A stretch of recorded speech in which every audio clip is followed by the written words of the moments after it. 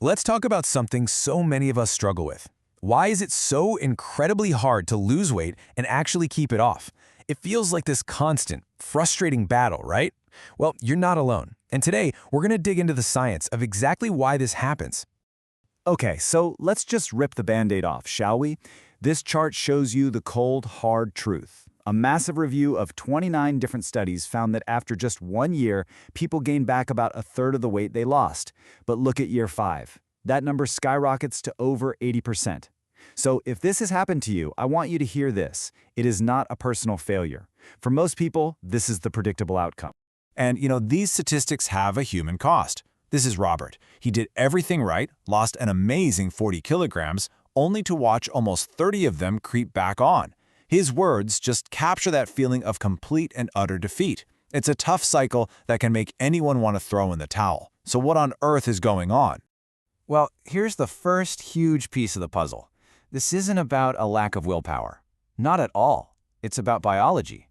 Your body has a powerful, deeply ingrained counterattack plan for whenever you lose weight. And honestly, it's ruthlessly efficient. This right here, this is where things get completely unfair. For every single kilogram you lose, your metabolism slows down a bit, burning about 20 to 30 fewer calories a day. Okay, fine, but look at the other side. For that same kilogram lost, your appetite hormones scream at you to eat an extra 100 calories. Do the math. Your body's drive to eat more is 4 to 5 times stronger than the metabolic slowdown. It's a rigged fight from the very beginning.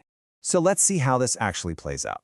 These graphs show what happens over 2 years of weight loss. The blue line is body weight. You can see it going down. Great. But now look at the red line. That's appetite. As the weight drops, the appetite signal just climbs and climbs and climbs. This isn't just a feeling of being peckish. This is a deep, primal, biological drive happening way below your conscious control, telling your brain it needs more fuel.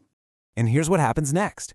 Because that red appetite line keeps going up, this graph showing energy intake, what people are actually eating, starts to creep up too.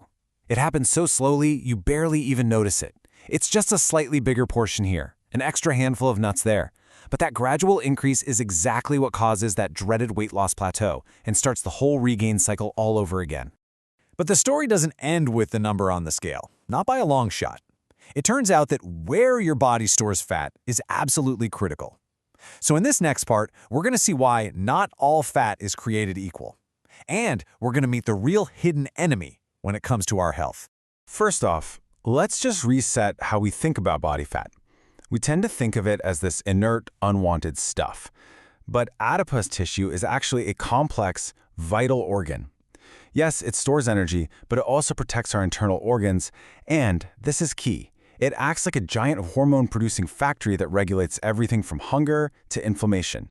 Now, our bodies have 2 main storage units for this fat. On the right, you've got subcutaneous fat. That's the soft, kind of pinchable fat that's right under your skin. But on the left, that's visceral fat. This is the hidden stuff. It's stored deep inside your belly, packed in and around your vital organs like your liver and your pancreas. It's what creates that firm, apple-shaped belly. And let's be crystal clear about this. Visceral fat is the real problem here.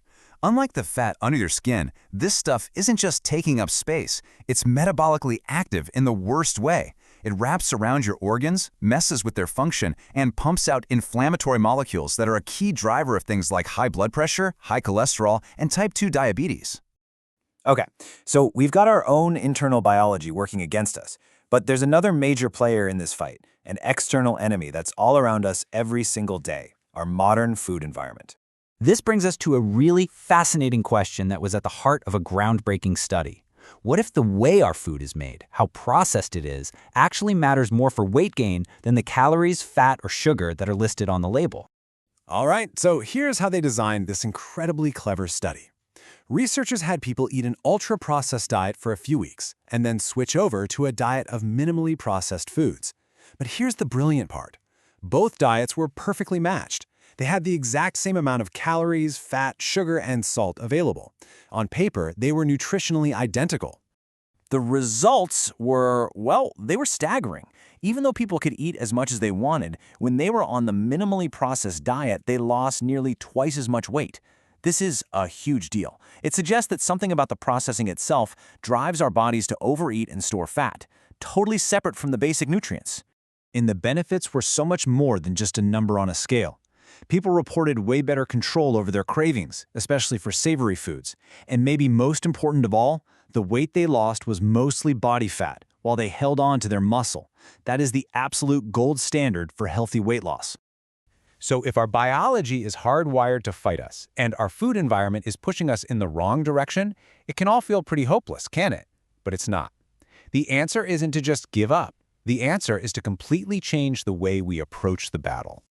This is the new mindset, right here. The old way, just gritting your teeth and trying to out-willpower your own biology, that's a strategy that's destined to fail for most of us. The new approach is about working with our biology and making our environment work for us, not against us. So what does fighting smarter actually look like? Well, first, it means shifting your focus from just counting calories to thinking about food quality.